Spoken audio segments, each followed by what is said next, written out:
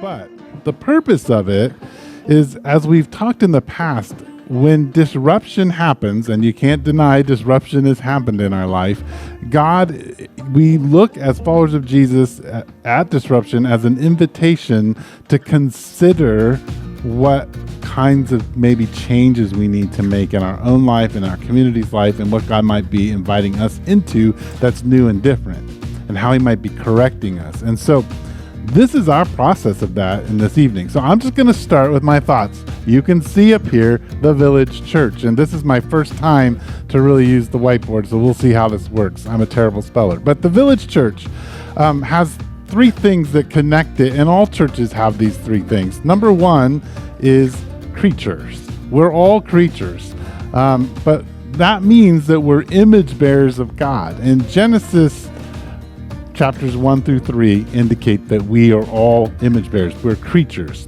The second thing that ties all of us together, there's a runner. He's jogging around the sanctuary, is that we're sinners. Okay, that we're all sinners. Romans is pretty clear about this.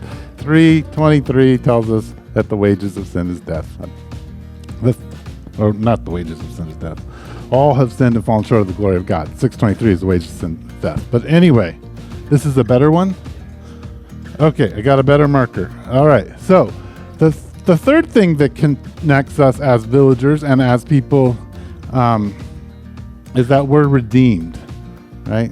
That has two, is that right? Oh, okay, that we're redeemed. And 1 Corinthians 6, I believe 20, tells us that we are bought with a price. Now, this is what connects all of us. It connects us together as followers of Jesus, and it fits very easily into one of the values at the Village, and that is that we value community, a connection and a common unity to one another, that we're image bearers, that we're creatures, we're all sinners, and we're all redeemed.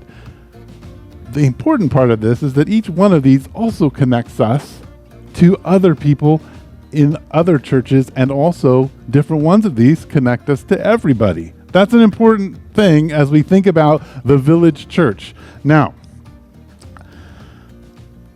the second value of the Village is truth. And this is something that we've actually been looking at a little bit as Michael has been talking. He actually talked about truth at one point. But John 14:6 is a famous truth one. It's where Jesus says that he's the way, the truth, and the life, and no one comes to him comes to the Father but through him.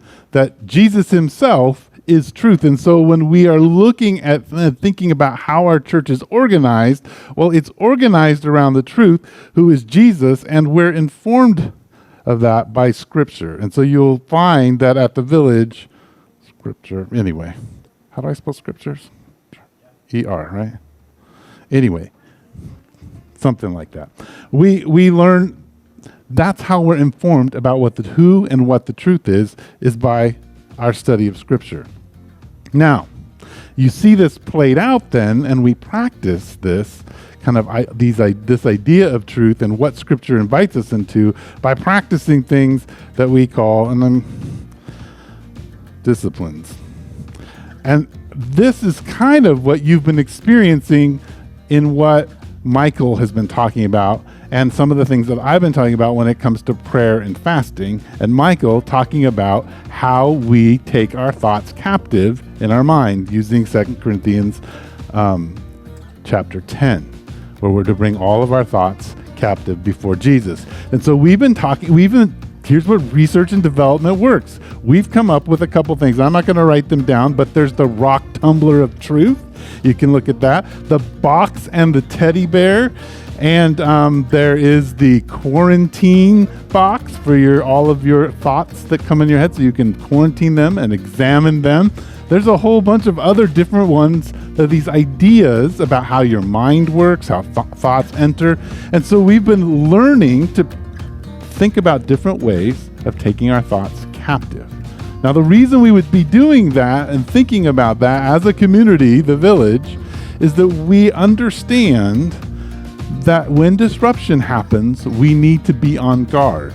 To be on guard, we have to be people who are of prayer and people who are practicing the disciplines, all surrounded around Jesus because we know that he's the only way we can get to the Father. It's the only way we understand who God is. Scripture informs us of that. That's how we work things out.